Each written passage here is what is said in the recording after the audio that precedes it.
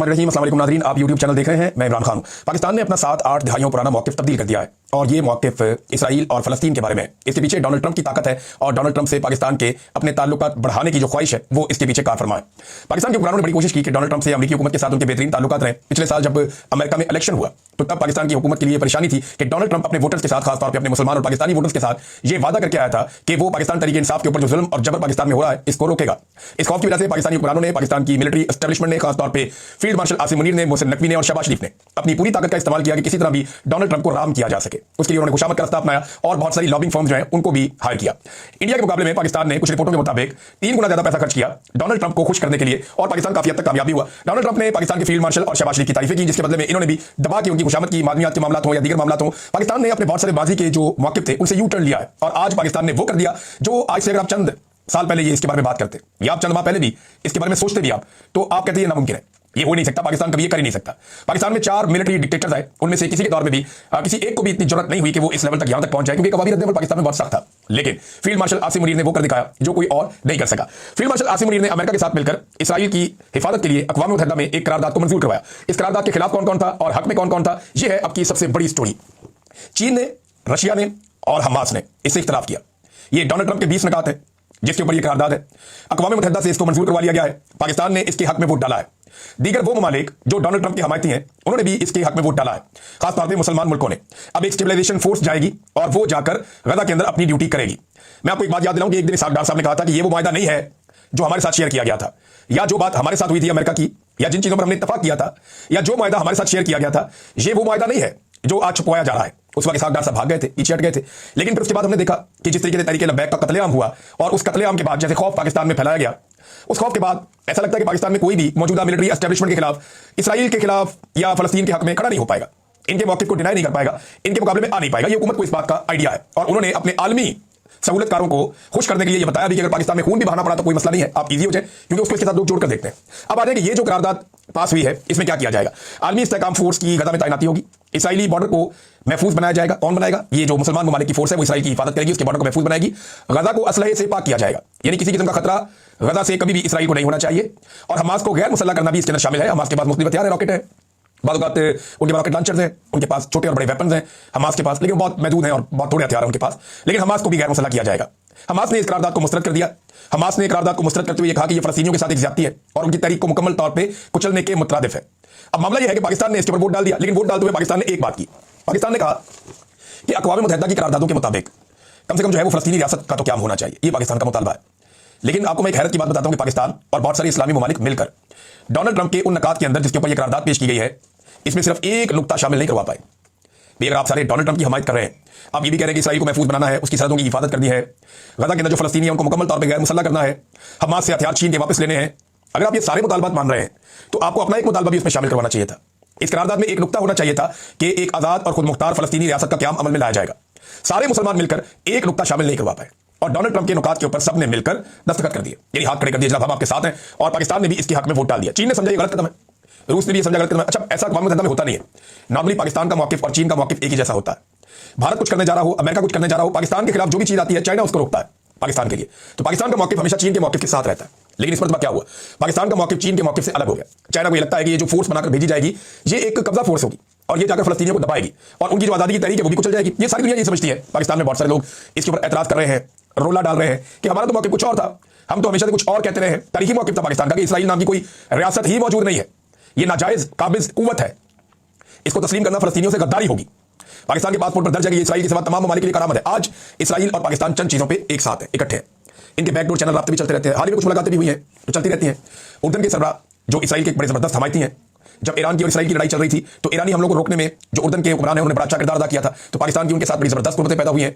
फिर Donald Trump ने Israel और पाकिस्तान को एक मुट्ठी कर दिया है, यानी इसराइल भी कहता है कि डोनाल्ड ट्रंप को नोबेल पीस प्राइज़ दिया जाए, पाकिस्तान भी कहता है कि दिया जाए।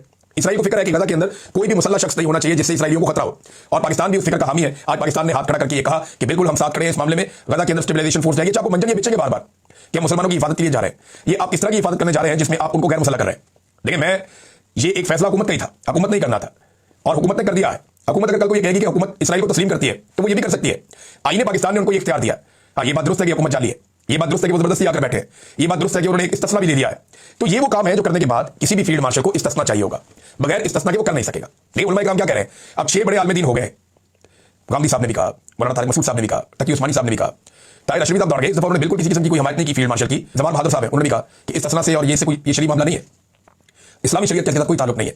तो एक गैर इस्लामी और गैर शरई किस्म का इस्तिस्ना आसिम मुनीर साहब ने हासिल किया, वो इस किस्म के इक़दामात फिर उन्हें करने में दिक्कत होती अगर उनके पास इस्तिस्ना ना होता। तो आज कायद-ए-आज़म के मौक़िफ़ को इन्होंने रद्दी की टोकरी में फेंक दिया।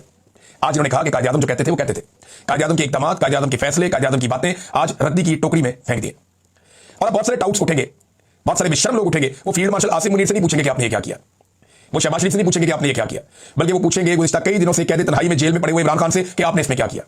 और भाई इमरान खान ने तो इसराइल को तस्लीम नहीं किया, इमरान खान ने तो ये वोट नहीं डाला, इमरान खान ने तो स्टेबलाइजेशन फोर्स नहीं बनाई। इमरान खान तो हमेशा ये कहता रहा कि जो करारदादें हैं अक़वाम मुत्तहिदा की, उनके मुताबिक 1967 की पोजीशन पे आप चले जाए, फलस्तीन को एक आज़ाद मुमलिकत बनाया जाए, एक आज़ाद रियासत हो जिसका दारुल हुकूमत अल-कुद्स हो।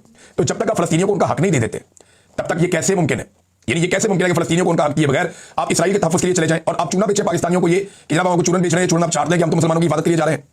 और ऊपर से इनके कुछ ऐसे बेशर्म लोग हैं, वो ये कहते हैं कि हम तो जा रहे हैं बैतुल मक़दस की हिफाजत के लिए, हम तो जा रहे हैं मस्जिद अक्सा की हिफाजत के लिए। और भाई आपको तो उधर किसी ने पर नहीं मारने देना, आपको तो उधर जाने नहीं देना, आपकी ड्यूटी सिर्फ गजा में, और गजा वहां से बहुत दूर है, 100 मील का फासला है।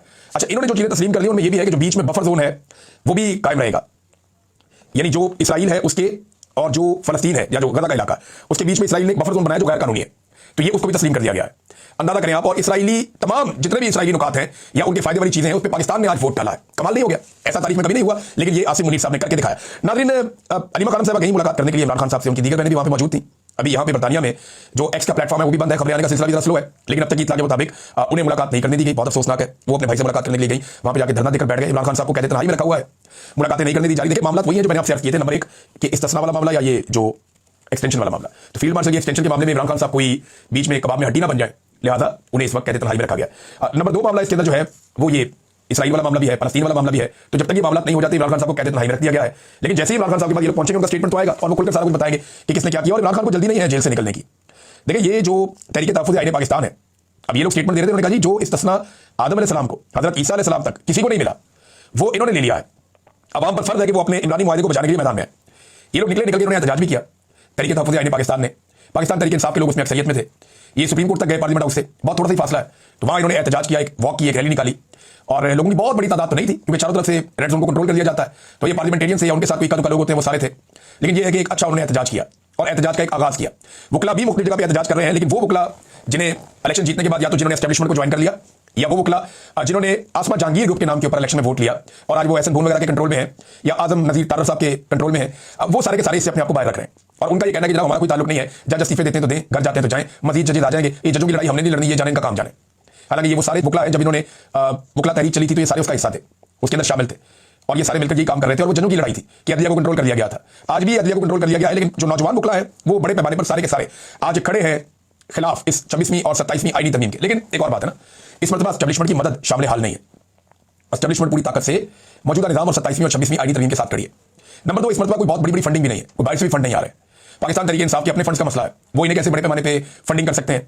तो वकला को उस तरह फंडिंग नहीं मिलेगी जैसे पिछली वकला तहरीक में फंडिंग मिली थी, उसमें बहुत फंडिंग आ गई थी, पीपल्स पार्टी ने, पीएमएलएन ने, पाकिस्तान के बाहर से अंदर से बहुत फंड्स मिल गए थे, उसको बहुत सहूलतकारी मिली थी। लेकिन इस मरतबा क्योंकि इसराइल के और फलस्तीन के मामले पर आसिम मुनीर साहब ने पूरा साथ दिया अमेरिका का, तो इसके नतीजे में जो कोई फंडिंग पहले बाहर से इधर से आ जाती थी उसके ऊपर भी अब पाबंदी लग जाएगी, सख्ती हो जाएगी। तो फंडिंग के बगैर तहरीक चलाना भी मुश्किल है। अब वकला को ना अपने जोरे बाजू पे तहरीक चलानी पड़ेगी, देखते हैं कि वो ये कर पाते हैं या नहीं कर पाते। बहरहाल अभी तक की इत्तला के मुताबिक इमरान खान साहब की फैमिली को उनसे नहीं मिलने दिया गया, हो सकता है मुलाकात हो जाए लेकिन मुश्किल दिखाई दे रहा है। खबर बड़ी छुपाई गई थी और पाकिस्तान के अंदर भी आलमी सतह पे इमरान खान की एहलिया बुशरा बीबी को टारगेट किया गया, एक मरतबा नहीं कई मरतबा टारगेट किया गया। हसनैन रफीक साहब हैं बड़े अच्छे जर्नलिस्ट। अच्छा, ये जो टारगेट किया गया ना, इस टारगेट करने में एक कसाब जो बनी गाला के अंदर जिसकी कसाई की दुकान है उसका नाम इस्तेमाल किया गया कि जनाब ये जो बंदा है ना, ये बंदा वहां पे एक गवाह के तौर पे भी है और इसका नाम बकायदा आर्टिकल्स के अंदर लिखा भी गया और इसके ऊपर बड़े शद्द और मत के साथ प्रोपेगेंडा किया गया। पाकिस्तान के तमाम टीवी चैनल ने, अखबारात ने, सब ने मिलकर इस खबर को ऐसे चलाया कि जैसे बहुत बड़ी बात है। अब ये जो कसाब है जिसका इंटरव्यू लेने के लिए ये खातून बुशरा तस्कीन साहबा पहुंची थी, अब वो सारी कहानी बेचारा बता रहा है। वो ये बताता है कि जनाब 3 दफा ये बीबी मेरे से गोश्त लेने आई है और इनकी बातों से मुझे अंदाजा हो गया कि किसी और चक्कर में है और ये मेरे से पूछती थी जनाब बकरों का रंग बताओ, तो ये बताओ, तो वो बताओ।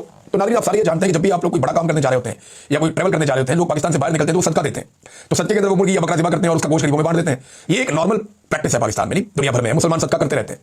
तो इसी तरह से सब लोग सदका करते हैं। मैंने अपनी आंखों से देखा, नवाज शरीफ साहब के सदके दे रहे थे लोग, मैंने देखा जरदारी साहब के बारे में बाकायदा खबरें छपी है। तो ये तो एक इस्लामिक तरीक़ाकार है।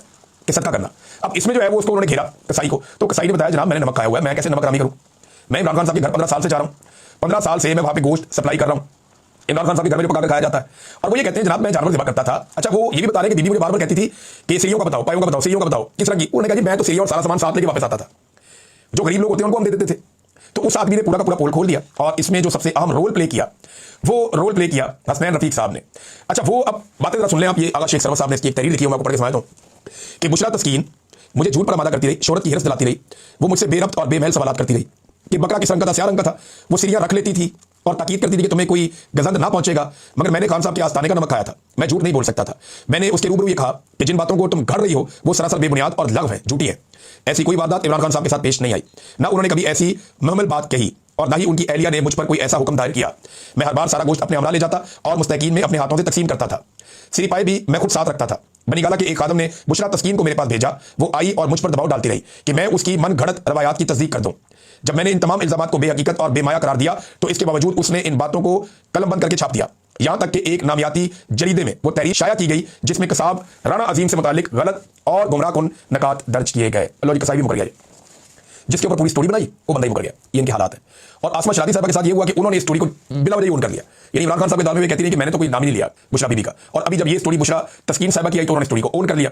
अब वो स्टोरी तबाह हो गई। वो कसाई कह रहा है ऐसी बात ही कोई नहीं, कोई काली सिरिया नहीं, तो कोई जादू, कोई पूना नहीं, मैं तो इन चीज़ों का हिस्सा ही नहीं हूं। तो नादरीन ये अब सूरत हाल सदका था, मैं खैरात कर देता था, जो मुस्तहिक लोग होते हैं, गरीब लोग होते हैं, उनके अंदर बांट देता था।